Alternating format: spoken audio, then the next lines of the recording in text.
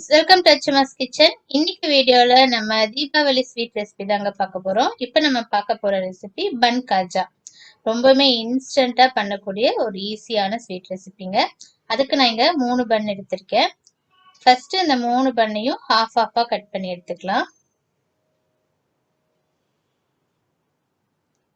இப்போ நம்ம ஜீரா காய்ச்ச போறோம். 3/4 கப் சுகர் சேர்த்துக்கோங்க. அதுக்கு 1.25 கப் அதே கப்ல தண்ணி சேர்த்துக்கோங்க. கூட 1 கையளவுக்கு துருவன தேங்காய், அடுத்து 2 ஏலக்காய். இப்போ இதை நல்லா கொதிக்க விடுங்க 5 நிமிஷம் ஹை ஃப்ளேம்ல. இது ஜீரா பதம் ஒரு கம்பி பதெல்லாம் வர வேண்டாம், ஒரு ஆயில் கன்சிஸ்டன்சி தொட்டு பார்த்தா இருந்தா போதும். இதை நிறுத்திட்டு பண்ணை பொரிச்சிடலாம். பண்ணை பொன்னிறமா பொரிக்கணுங்க. இது பண்ணுங்கிறதுனால உப்பி உப்பி மேல வரும். இதை நீங்க கொஞ்சம் கரண்டி வச்சு நல்லா ப்ரெஸ் பண்ணி அமுத்தி பிடிச்சுக்கோங்க. பிடிச்சிட்டு கொஞ்சம் பொன்னிறமா பொரிச்சு எடுத்துக்கோங்க. ரொம்ப ஹை ஃப்ளேம்ல வைக்க வேண்டாம். ஃபர்ஸ்ட் ஹை ஃப்ளேம்ல வச்சுட்டு அதுக்கப்புறமா மீடியம் ஃப்ளேம்ல வச்சு பொரிச்சிடுங்க. ரொம்ப லோவா இருந்தாலும் அது எண்ணெய் நிறைய உறிஞ்சிரும். இந்த மாதிரி எல்லா பண்ணையும் பொரிச்சு எடுத்துக்கலாம்.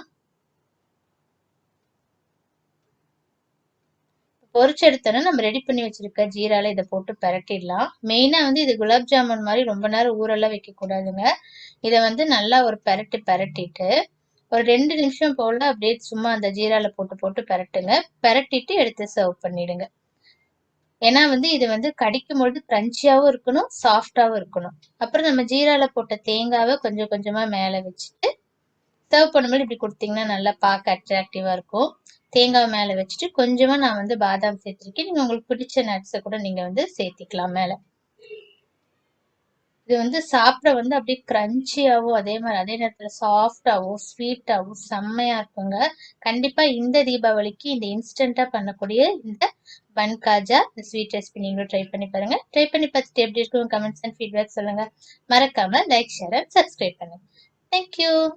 தேங்க்ஸ் ஃபார் வாட்சிங்.